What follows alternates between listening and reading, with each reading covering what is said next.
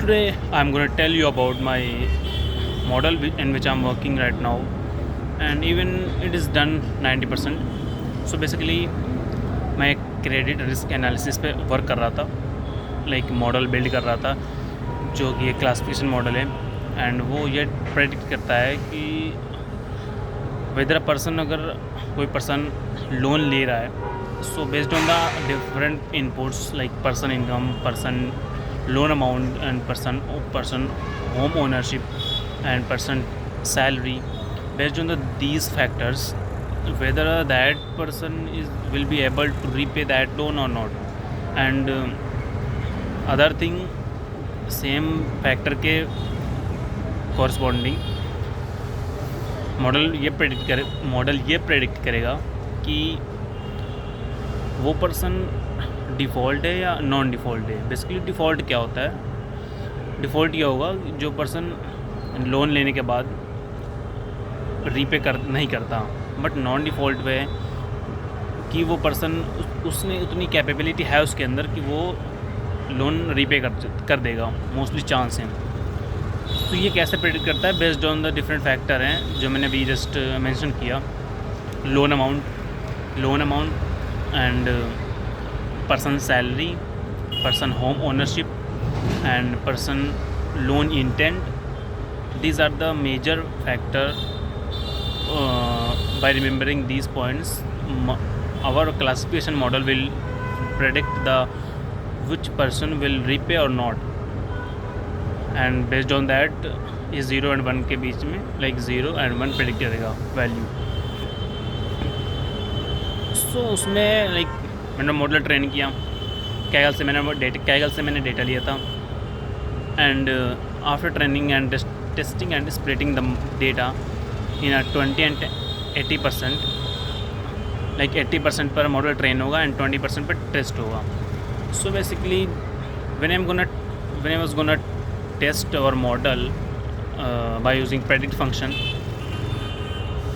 Then मैंने देखी accuracy उसमें 84 आ रही थी, एंड प्रिसीजन अराउंड 56 था, रिकॉल अराउंड 41 था. सो बेसिकली रिकॉल क्या होता है कि जैसे हमारे पास 100 लाइक आईडीज़ हैं या पर्सन है, पीपल हैं जो लोन लिए हैं. सो रिकॉल क्या करता है कि 41% लाइक 100 डिफ़ॉल्ट पर्सन की लोन रीपे नहीं करेंगे.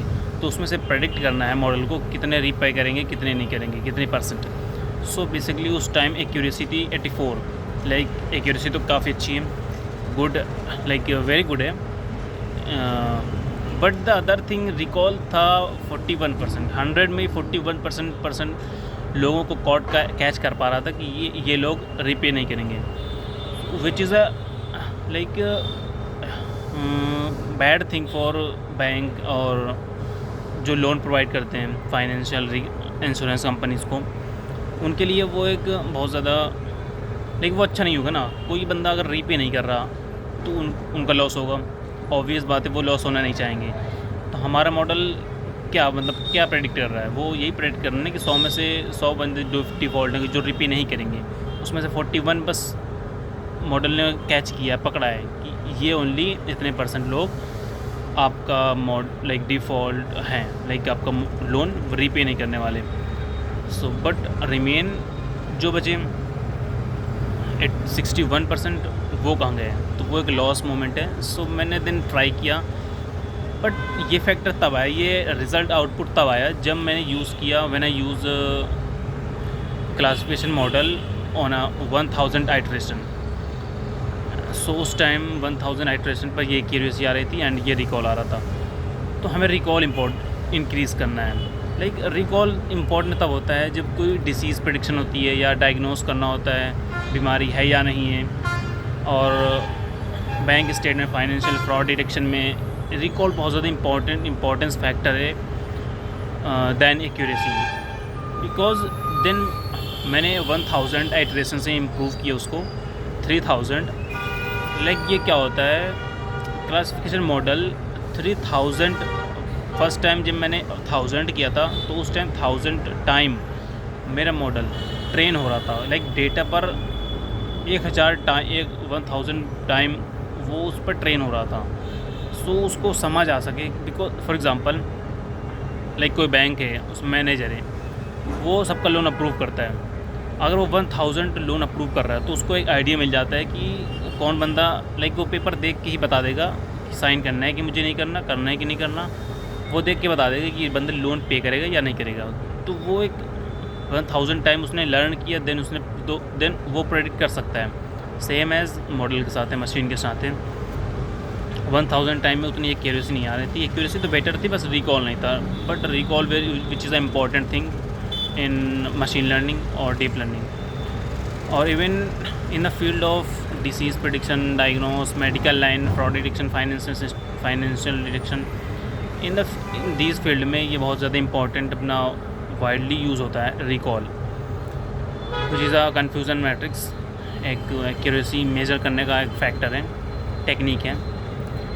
So basically जब मैंने 3000 iteration ऐड की एंड मॉडल उस टाइम, मॉडल नहीं, डेटा उस टाइम अनबैलेंस्ड था, इम्बैलेंस्ड। तो उसके लिए हमने क्लास वेट यूज़ किया एंड बैलेंस फैक्टर यूज़ किया। Then after adjusting the 3000 and balanced, then I found the accuracy was there 76%। Like it will decrease, it decreased only 10% something like, so which is not a bad thing for us or for a bank also। but like interesting thing यहाँ पर थी कि जब हमने 3000 iteration उस पर use किया, उस पर ट्राई किया, मॉडल को ट्रेन किया एंड ट्रेन टेस्ट स्प्लिट किया, सो हमारा रिकॉल 41 से इवन 75 हो गया, which is the important thing. Because than उससे तो बढ़िया होगा ना, बेटर होगा कि 61% जो मॉडल प्रेडिक्ट नहीं कर पा रहा था कि ये लोग डिफ़ॉल्ट है, बट मॉडल बता रहा था कि ये लोग नॉन डिफ़ॉल्ट हैं, विच जो कि लॉस में बैंक को डाल सकती हैं। तो जब 75 हो गया तब उसमें 25% ही ऐसे होंगे जो मॉडल प्रेडिक्ट नहीं कर पा रहा। तो मोस्टली जिसमें 70% से ज़्यादा ही प्रेडिक्ट कर रहा है। देन हमने इसको इम्प्रूव किया।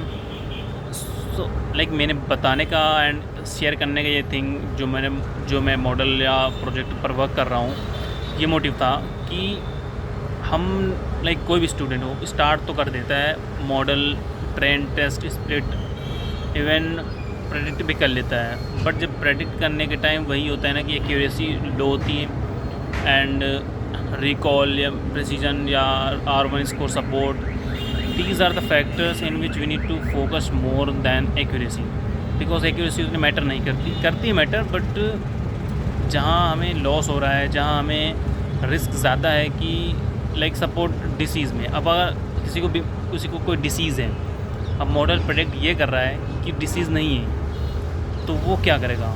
वो तो बहुत ज़्यादा डेंजरस जोन में है, बिकॉज़ वो मॉडल प्रेडिक्ट, अगर मॉडल के बेस पर वो अपना लाइक इलाज करवाएगा, वो तो एक रॉन्ग फैक्टर है, डेंजरस जोन है उसके लिए, वो मर भी सकता है, उस पर डेड हो सकता है। बट अदर थिंग, अगर इन्हीं फैक्टर पर हम अपने डेटा को फिर से ट्रेन करें, डेटा को ट्रेन टेस्ट स्प्लिट करें, अपनी क्लासिफिकेशन की जो भी पैरामीटर्स हैं फाइन ट्यून करें, उनको इंक्रीज़ करें, जो भी जैसे मैंने 1000 को 3000 किया एंड पहले सिर्फ 1 पैरामीटर था, सिंगल पैरामीटर। देन सेकंड मैंने उसमें क्लास वेट का यूज़ किया, इम्बैलेंस्ड, जो कि पहले इम्बैलेंस्ड डेटा था, देन मैंने बैलेंस्ड किया, जिससे मेरी एक्यूरेसी तो 10% लो हुई, बट मेरा रिकॉल 50% इंक्रीज़ हुआ, which is important thing for me.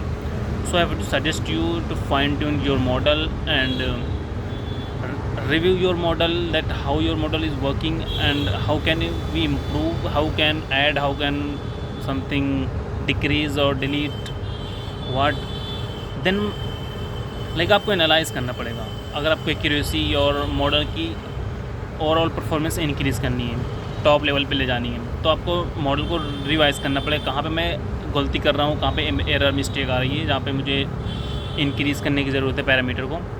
Then मैंने उसमें क्लासिफिकेशन लाइक फ़ीचर्स देखें, फ़ीचर्स कौन कितना फ़ीचर्स ज़्यादा इम्पोर्टेंट है या कौन से कितना फ़ीचर्स कितना वैल्यू ऐड कर रहा है to predict a particular result in a 0 and 1 value, 0 and 1 targeted feature. So उसमें लोन अमाउंट नहीं, सॉरी,